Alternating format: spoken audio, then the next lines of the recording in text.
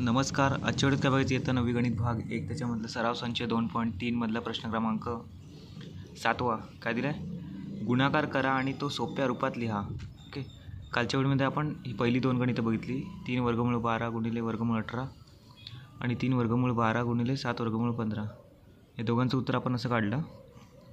आता ह्याच पद्धतीने आपल्याला प्रश्न क्रमांक 3 आणि 4चं उत्तर काढायचं आहे. ओके, तर प्रश्न क्रमांक 3 बघूया. 3 वर्गमूळ 8 गुणिले वर्गमूळ 5. हे सोप्या रूपात आपल्याला याचं उत्तर काढायचं आहे. ओके, तर 3 वर्गमूळ 8 आणि गुणिले वर्गमूळ 5 लिहिलं आहे. पहिल्या याची आपल्याला फोड करावी लागेल. ओके, तर फोड कशी होईल आपल्या याची, हे बघा, फोड कुठल्या संख्येची होईल आता, वर्गमूळच्या आतमधली 8, 4 गुणिले 2. ओके, वर्गमूळ 5ची फोड नाही करता येणार, त्यामुळे तसंच लिहायचं आहे आपल्याला.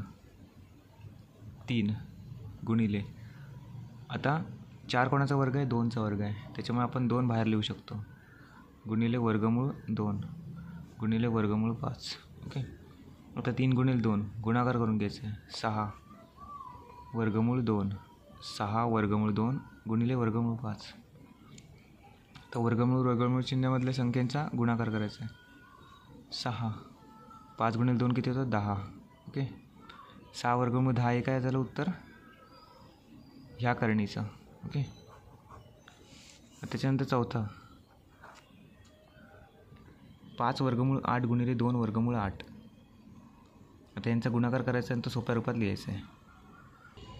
5 वर्गमूळ 8 गुणिले 2 वर्गमूळ 8. ओके, तर ह्याची आता फोड करून ह्याची आपल्याला फोड करावी लागेल आणि ह्याचीसुद्धा फोड करावी लागेल, किंवा हे समान दिसतात, आपण नको करूया. आता डायरेक्ट दोघांचा गुणाकार करूया. 5 गुणिले 2 किती होतात, 10 गुणिले वर्गमूळ 8 गुणिले वर्गमूळ 8. वर्गमूळ, हे बघा, वर्गमूळ 8 2 वेळा आहेत ना, पण आपण 2 वेळा लिहिले ते वर्गमूळ 8 आणि 5 गुणिले 2चा गुणाकार केला. ओके, तर वर्गमूळ 8 गुणिले वर्गमूळ 8, वर्गमूळ चिन्ह कॅन्सल होतं आणि फक्त 8 शिल्लक राहतं. 10 8 किती होतात, 80. एकदम सोपं उत्तर आलं आहे चौथ्या गणिताचं. 5 वर्गमूळ 8 गुणिले 2 वर्गमूळ 8चं उत्तर किती आलं, 80. ओके, अशा प्रकारे 2 गणितं झाले, 3रा आणि 4था. धन्यवाद.